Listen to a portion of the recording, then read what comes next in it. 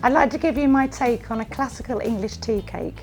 My first task will actually prepare a nice chocolate shell, and I'm going to give that a little bit of a shine with some creative scarlet powder. So I'm just going to be using a normal clean paintbrush, and for that I'm just going to dust and give some heat and friction with the creative powder within this polycarbonate mould. The mould I'm using is actually 6 centimetres in diameter, and you'll find with this, if you use less powder on the brush, you'll get a much better shine. So once we've dusted the mould, we may get some flecks of the creative powder on the top surface of the mould, and this would then go back into the chocolate. So I'm actually going to turn that upside down on some paper, just brush that backwards and forward a few times, and that'll get rid of any of the spare dust and leave me a nice clean surface. So to shell the mould, we need some nice fresh crystallised chocolate. I'm just going to use a ladle, and I'm just going to fill all the indentations of the mould. Then with a nice strong scraper, we're going to scrape off the excess chocolate, cleaning the sides of the mould. And then we need to remove any air bubbles. So I'm just going to give a nice bash, just remove any air bubbles. Emptying out the excess chocolate and scraping underneath. So it's really important that these are very, very thin, because the customer is going to have to break through this lovely chocolate shell to get through to the raspberry marshmallow. Just going to do one final stroke across the top, just to make sure it's nice and clean and it won't break when I scrape it later. So to make the marshmallow, first of all I'm going to have some sugar, raspberry puree and invert sugar, and I'm going to take these 3 ingredients to 110 degrees.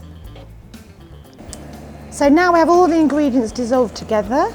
So now I'm going to put the thermometer in, and we'll take that to 110, and it doesn't take too long a time at all, so you need to stay with the mix all the time. Okay, so that's already 110 degrees. So I'm going to stop the cooking now with some additional puree and invert sugar, and stir that into, again, a nice smooth mix. And then I'm going to spoon these into a KitchenAid bowl. I'm going to squeeze out some softened gelatine, and I'm just going to dissolve that very gently with just a little measured water. So in our KitchenAid bowl now, we have all the puree, the sugars and our gelatin mixture, and with a balloon whisk on the machine we're just going to whisk that to a very high foam, and it'll take approximately 10 minutes. So now we're getting ready to start building up our tea cake, and the first product I need is actually a ganache. I've made a 1-to-1 ganache here, so we've got 1 part chocolate and 1 part liquid, but on the liquid side I've divided that up, so half will be cream and the other half is fruit purees, and as the autumnal feel, we're doing raspberry and blackberry as our fruit purees. So I've just tempered the chocolate, warmed all the ingredients to about 34 degrees and just blended them together to make a nice emulsion. After 1 hour, our chocolate shells will be ready to remove from the mould. So to do that, just pretend you're demoulding ice cubes and just give the mould a good flex, and then you can see if the chocolate was perfectly tempered, they'll just completely slide out. So with our prepared ganache, I'm just going to pipe a small bulb at the base of each of the spheres, just a small level at the base. So as you can see, our marshmallow 10 minutes later is this lovely high foam. We've got fresh raspberry puree in there, it's a beautiful natural colour, and it's going to taste of natural fresh raspberries. So you do have to be very quick on piping this marshmallow, because if you leave it for 10 minutes and go back to it, it will already start setting.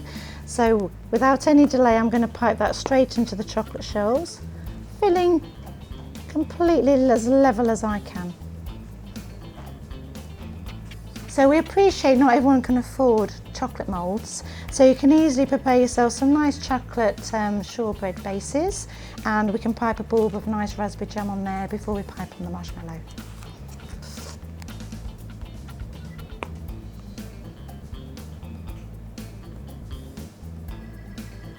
So to finish my tea cake, I've prepared some discs of chocolate sablé biscuit, and on top of that I've put a nice thin layer of chocolate, and you can see that I'll add some nice sheen to the tea cake when it's turned over, and also add some nice crunch. And on top of that again I've put the raspberry jam. Okay, so I'm going to now put my glove back on so I don't get any finger marks, and I'm just going to flip over our prepared tea cakes, and now they're ready for decoration. And I'm just going to pipe a small bulb onto each tea cake, and then I've got some nice Callebaut chocolate piped onto dusted splitters using the IBC scarlet powder. I'm going to finish that just with a little blackberry, which is the main fruit in our ganache. So to finish our hand piped tea cakes, I'm now going to hand dip them in some pre-crystallised chocolate. So I've got a bowl quite full of chocolate. I'm going to take the tea cake, we're going to turn that upside down, make sure it's totally covered in chocolate, and with a dipping fork I'm literally going to twist that all the way round so the whole tea cake gets coated. I'm just going to give movement to shake off the excess chocolate from the tea cake, and that will just slide off naturally now. So there we have our finished tea cakes ready to be taken through for afternoon tea.